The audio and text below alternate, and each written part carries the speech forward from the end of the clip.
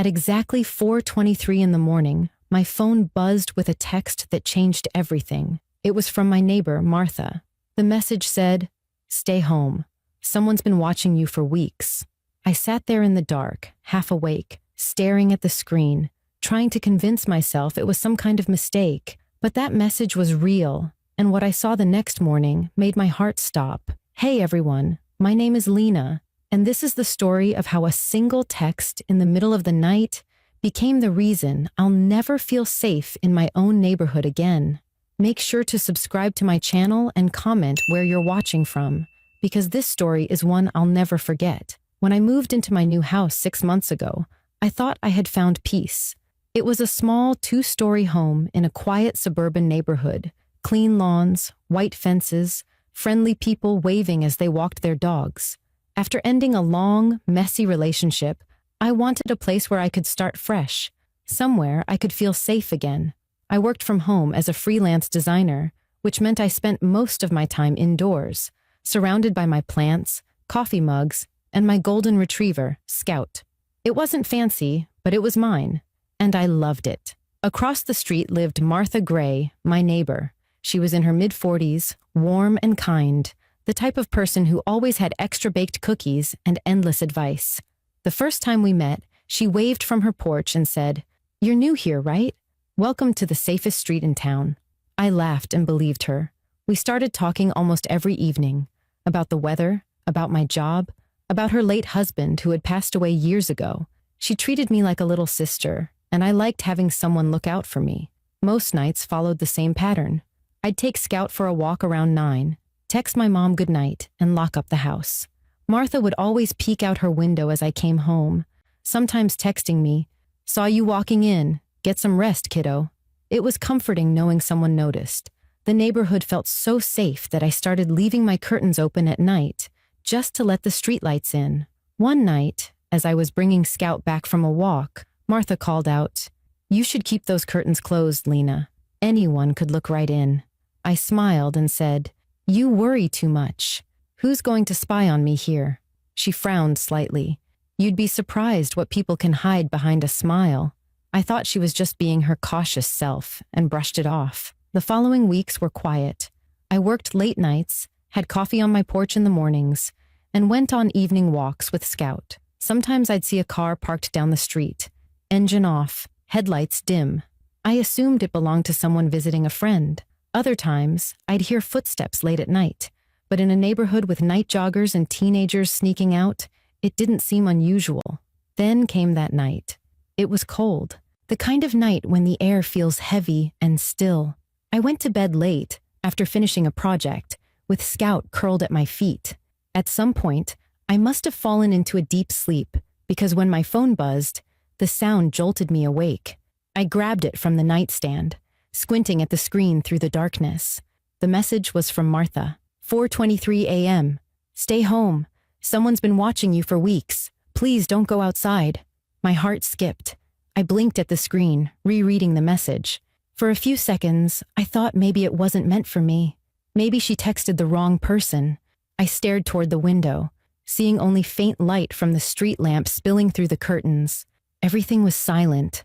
Too silent. Scout lifted his head, ears perked, growling softly toward the front door. My throat tightened. Maybe Martha had seen something, but what could she mean by watching me for weeks? I typed back, "What are you talking about?"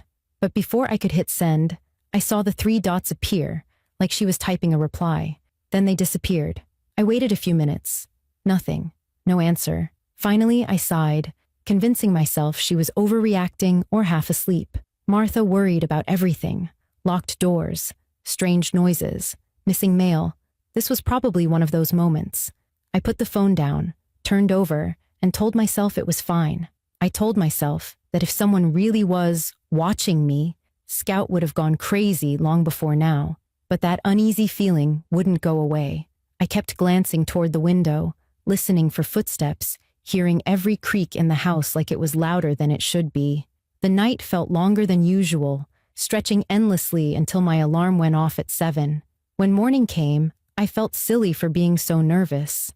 I opened the curtains, expecting to see the same calm neighborhood as always. The sun rising, kids riding bikes, and Martha's curtains pulled open like usual. But this time, something was off. Martha's blinds were closed tight. Her porch light was still on. And there, on the sidewalk between our houses, were muddy footprints leading up to my front steps. The night before, those footprints hadn't been there. And that was the moment I realized Martha's message hadn't been a joke. It was a warning, one that I had ignored. The muddy footprints on the sidewalk stopped right at my porch steps. They were big, uneven, like whoever left them had been pacing. The morning air was cold, and for a second, I just stood there staring at them, feeling a chill crawl down my neck. I looked around the street. Everything looked normal. Neighbors going to work, kids waiting for the school bus, a man jogging past with headphones in. But now the neighborhood didn't feel the same. The safety I used to feel was gone. I unlocked my door quickly and went back inside, locking it behind me, my heartbeat echoing in my ears. I texted Martha again. "Hey, I got your message last night. What's going on? Are you okay?" A few seconds passed. Then the message showed as delivered, but not read. I waited, pacing around the kitchen, checking my phone every few seconds. Nothing. I thought about going over to her house, but I didn't want to seem paranoid. Still, something about those footprints made my stomach twist. I tried to distract myself with work, but my eyes kept drifting to the window. My porch light was still off from the night before, and when the wind blew, I could hear the faint squeak of my back gate moving. I remembered closing it the previous evening when I took Scout out. Now, I wasn't sure if I had. I opened the back door and stepped outside. The yard was quiet, but the gate was wide open, swinging gently. I scanned the fence line and the neighbors' yards.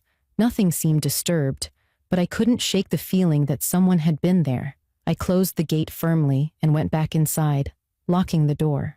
Scout followed me everywhere, his ears twitching at every little sound.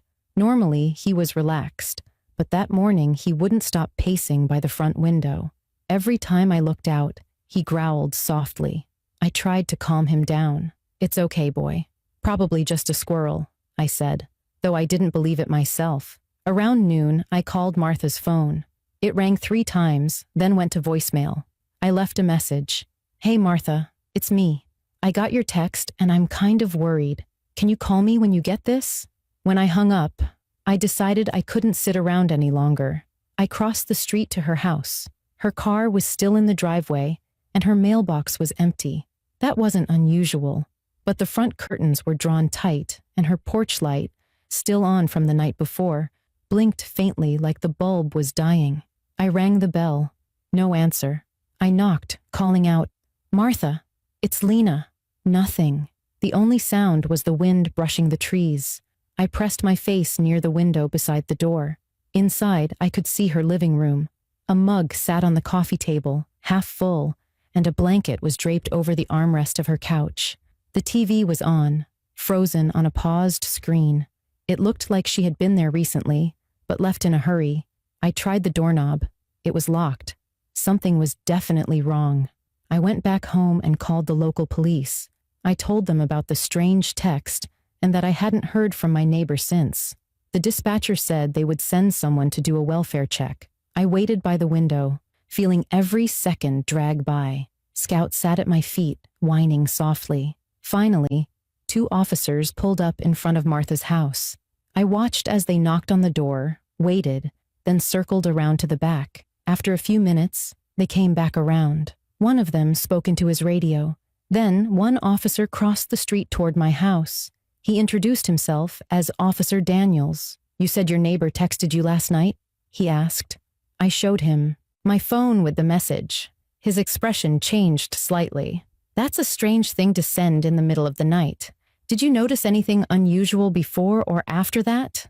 I told him about the footprints, the open gate, and how Martha hadn't answered since. He nodded, jotting notes on a small pad. "We'll keep an eye on her property for now," he said.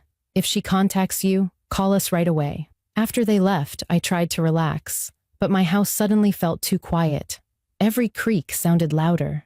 I sat on the couch with Scout, scrolling through my phone, hoping for a text from Martha. By evening, nothing. The sun dipped low, painting the sky orange and gray. I made dinner but barely ate. I locked every door and window, then checked them again just to be sure. That night, I couldn't sleep. Around 1 a.m., Scout started barking at the front window. I jumped out of bed, my heart hammering. I pulled back the curtain, and for a second, I swore I saw movement near the street. A dark shape standing close to the curb, right across from my house. The porch light from the house next door flickered, just enough for me to catch a glimpse. Someone was standing there, perfectly still, facing my house. I stepped back quickly, my breathing sharp and uneven. I tried to convince myself it was just my imagination, but deep down, I knew it wasn't. I stayed by the window for a few minutes, staring until the streetlight flickered again. The shape was gone. The next morning, when I walked outside, I noticed something new. A faint handprint smudged on my front window. It was low, like someone had pressed their palm against the glass while peering inside. The glass was cold under my fingertips, but the realization hit me hard. Whoever Martha had warned me about wasn't gone. They were closer than I thought. That was the moment I stopped doubting her message. Someone really had been watching me, and now they knew that I knew. After finding that smudged handprint on my window, something inside me snapped. I couldn't keep pretending it was nothing. Whoever was out there wasn't just watching, they were getting closer. I went back inside, locked the door, and sat on the floor with my back against it, trying to catch my breath. Scout rested his head on my knee, whining softly, sensing my fear. I picked up my phone and called the police again, explaining what I'd found. The officer on the line listened carefully and said they'd send someone to patrol the area that night. It gave me a little comfort, but not much. Patrols could drive by and miss everything. Whoever this was, they seemed smart, careful, and patient. That afternoon, I decided to take matters into my own hands. I went out and bought motion sensor lights and a small security camera set for my porch and backyard.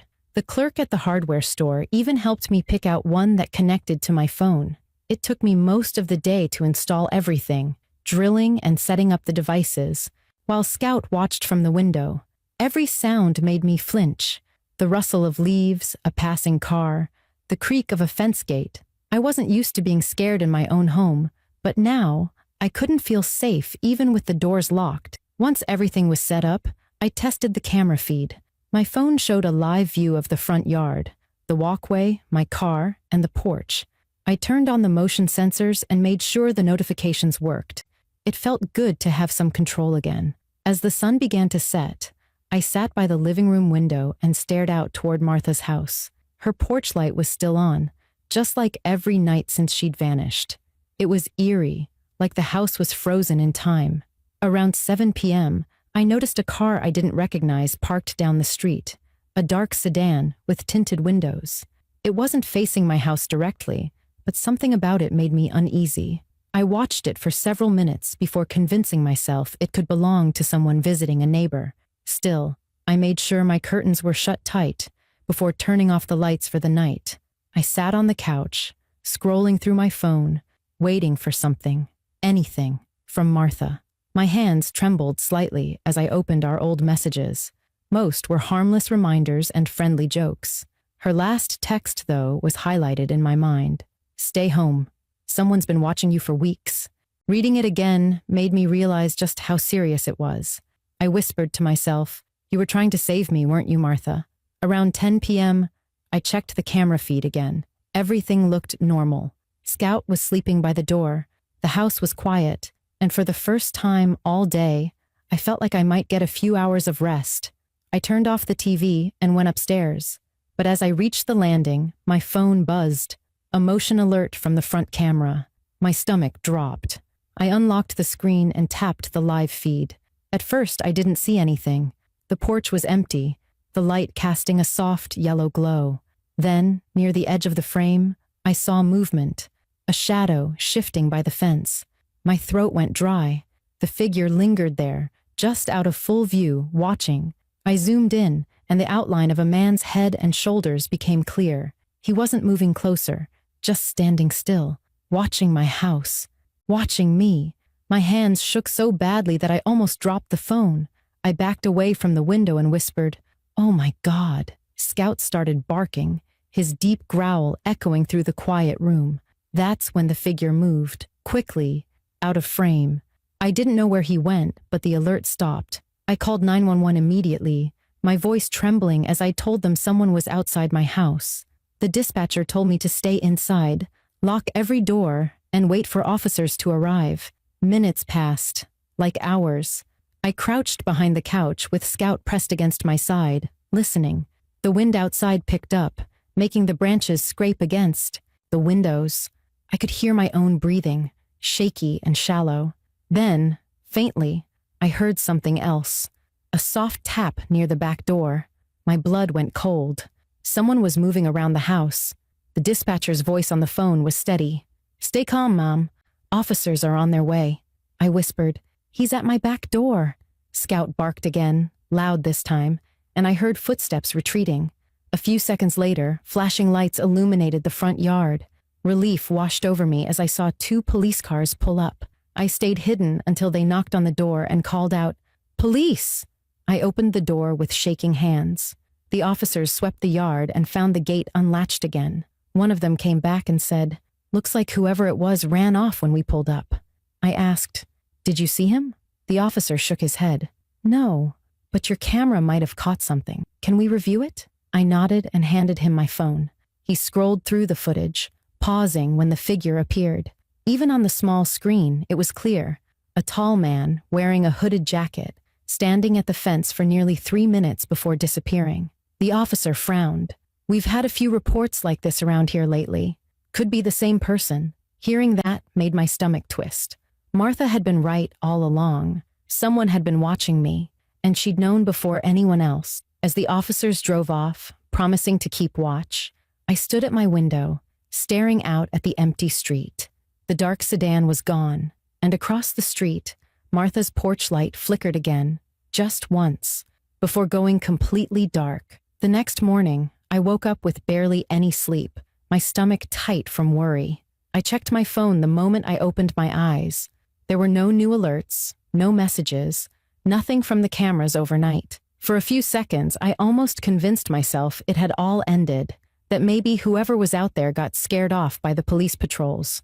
I brewed some coffee, trying to shake the restless fog that had settled over me. But as I stood by the kitchen window, I froze. Across the street, Martha's front door was slightly open. My heart skipped. I grabbed my phone and zoomed in with the camera. Her porch light was off for the first time in weeks, and the door looked like it had been pushed open just a few inches. I hesitated, debating whether to go outside or call the police again. Curiosity won. I slipped on my jacket, called Scout to stay put, and stepped outside. The air was cold and still. Every sound, the crunch of my boots on the pavement, the rustle of trees, seemed louder than usual. When I reached Martha's house, I called her name softly. "Martha, it's Lena." No answer. I stepped up onto the porch and gently pushed the door. It creaked open, revealing a dim hallway that smelled faintly of dust and something else, something metallic. The living room looked untouched, just like before. The same blanket on the couch, the same mug on the table. I took a cautious step inside, my phone flashlight cutting through the shadows. I walked toward the kitchen. The back door was wide open, swaying slightly in the breeze. I swallowed hard. Whoever had been in my yard might have come from here. I turned back toward the living room to leave, but something near the window caught my eye. There was a small notepad on the table. I moved closer and saw my name written on the top page in Martha's neat handwriting. "Lena, please read this if I can't reach you." My hands trembled as I picked it up. The note said, "I don't want to scare you, but I've seen a man near your yard almost every night for the past 2 weeks. He parks at the corner, walks by your house, and sometimes stops near your window. I told him to leave once, but he came back. I called the police, but they didn't find him. I think he knows I've been watching him. Please stay inside at night. Don't open the door for anyone." I felt my chest tighten. She'd been trying to protect me, and now she was gone. I folded the note and shoved it into my pocket, then hurried out of the house, locking the door behind me. I went straight home, locked everything, and called the police again to tell them about the note and the open door. While waiting for them to arrive, I opened the camera app on my phone. I hadn't checked the recordings from the night before yet. I went straight to the motion alerts around midnight. My stomach dropped when I saw the first clip. The man had come back. He wasn't at the fence this time. He was walking slowly up my driveway. He moved carefully, like he knew exactly where the cameras were, keeping his face turned away. He stopped at my porch, stood there for nearly a minute, then reached into his jacket pocket. I held my breath as I watched. He took out a small object, something that glinted under the porch light, and placed it near the bottom of the doorframe before turning and walking away toward Martha's house. I paused the video and zoomed in. The object looked like a folded piece of paper. I rushed to my front door, opened it just enough to glance down, and there it was, a small note, half tucked under the welcome mat. My hands shook as I picked it up. It was written in messy handwriting. "You shouldn't have called them." Fear ripped through me. My vision blurred as I backed away, locking the door again. The police arrived minutes later. I showed them the video and handed over the note. One of the officers looked serious. "This isn't the first time we've seen messages like this," he said. "We're going to pull fingerprints and patrol the area." They combed the neighborhood for hours. By afternoon, one of the officers knocked on my door again. He told me they'd found something, a dark sedan parked behind the old abandoned house at the end of the street. Inside, they found a backpack filled with gloves, a knife, a flashlight, and several photos. When he said photos, my heart sank. "Of me?" I asked quietly. The officer nodded. "And your neighbor, Martha." It turned out the man had been stalking both of us for weeks. Martha noticed him first and tried to scare him off. When he realized she'd been watching him, he shifted his focus entirely to me. The officers believed he had broken into Martha's house the night she disappeared and taken her somewhere afterward. That's why she never responded to her messages. Later that night, the police found him. He was hiding in an abandoned shed behind the same old house, curled up with the bag of stolen items. When they arrested him, he said one chilling thing. "I was just watching. She was supposed to come outside." The officer told me those words like they were facts, but they hit me like a punch. I spent the rest of that night staring at my window, realizing how close I'd been to danger without even knowing it. The thought that Martha had lost her life trying to save me broke me. I looked across the street at her dark, quiet house and whispered, "I'm so sorry." That was the night everything changed. The cameras, the locks, the lights. They weren't just for safety anymore. They were reminders of what it took to survive. And the truth was finally clear. Martha's warning hadn't come too early. It had come just in time. The days after the man's arrest felt unreal, like I was living in someone else's nightmare. Police cars were parked up and down our street for nearly a week. Reporters came by asking questions I didn't want to answer, and my quiet neighborhood turned into a place where no one felt safe anymore. Every time I looked out my window, I half expected to see that dark sedan parked at the corner again. The sight of it had been burned into my memory. The police told me that Martha's body had been found deep in the woods near the old abandoned house where they caught him. She had been gone since the night she texted me that warning. Hearing that shattered me. I sat in my living room with the detective's words echoing in my head, how she'd probably seen him one last time and tried to get help before it was too late. The guilt hit me hard. If I had taken her message seriously that night, maybe she'd still be alive. I couldn't shake that thought, no matter how many times people told me it wasn't my fault.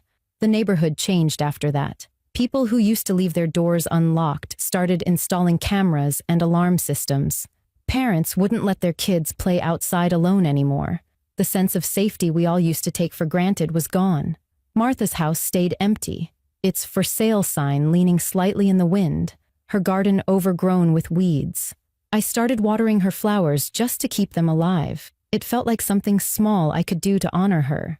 Every morning I'd step onto my porch, coffee in hand, and look across the street at her house. Some days I swore I could still see her silhouette by the window, watching over the street like she used to. I'd whisper, "Thank you," under my breath. It became a habit, a quiet ritual that reminded me I was still here because of her. For weeks I had trouble sleeping. Every creak of the house made me jump. I double-checked the locks, then checked again before bed. I even kept Scout's leash and my phone beside me every night, just in case I needed to run. Therapy helped a little. The counselor told me that surviving something like this meant learning to trust my instincts again, to find small ways to feel safe in my own home. It sounded easy, but it wasn't. Fear had a way of living in the corners, hiding until I turned off the lights. One evening, about a month after it all happened, I decided to take Scout for a walk around sunset. It was something I hadn't done since that night. The air was cool, the sky streaked with pink and gold. As I passed by Martha's driveway, I stopped for a second and smiled faintly. I whispered, "You'd probably scold me for walking this late." I could almost hear her voice saying, "You'd better be careful, sweetheart." For the first time, it didn't scare me. It felt comforting, like she was still looking out for me somehow. I walked further down the street and noticed a few of the neighbors sitting on their porches, something none of us had done since the arrest. They waved at me, tentative smiles, tired eyes, but a little warmth returning to the block. It reminded me that even after something terrible, life finds a way to keep moving. People heal, slowly, but they do. When I got home, I looked through the small box I kept by my bed. Inside was Martha's note, the one that had started it all. The edges were worn now from how many times I'd unfolded it. Every word was still burned into my memory. "Please stay inside at night. Don't open the door for anyone." She'd given her life to warn me, and that note had become my reminder of her bravery. The next day, I met with the detective one last time before the case closed. He told me the man had confessed to everything. He'd been watching me for weeks, parking near my house almost every night. He'd planned to break in that morning after Martha disappeared. "If she hadn't texted you when she did," the detective said, "you might not be sitting here right now." I remember just staring at him, trying to take in the weight of that truth. Martha's warning hadn't only saved me, it had stopped something far worse from happening. That night, I turned off all the lights and sat by the window, watching the quiet street. The air felt lighter somehow. I wasn't the same person I was before all of this started. I had scars, emotional ones that might never fade, but I also had strength I didn't know I was capable of. I learned that fear doesn't always mean weakness. Sometimes it's the thing that keeps you alive. And sometimes the people who seem the most cautious, like Martha, are the ones who understand danger long before anyone else does. As time passed, new families moved into Martha's house. They cleaned up the yard, repainted the porch, and the sound of laughter started returning to the street. It was strange, seeing life come back to that place that had once been so dark, but it also felt right. Martha would have wanted that, peace returning, the neighborhood breathing again. Now, every time I get a strange feeling or see something that doesn't sit right, I listen to my instincts. I don't brush it off. I don't wait until it's too late. And I tell everyone I can about Martha's warning, not to scare them, but to remind them that paying attention can save your life. So if you're hearing my story now, remember this. Never ignore the feeling that something isn't right. Trust it. Because sometimes, one small decision, one message, or one act of courage can change everything. If this story kept you on the edge of your seat, make sure to subscribe to my channel for more true and gripping stories like this one, and comment where you're watching from, because you never know how close danger might be, or how one person's warning could save your life. And as for me, I'll never forget the woman across the street who saw the danger before anyone else did, and tried to save me, even when it cost her everything.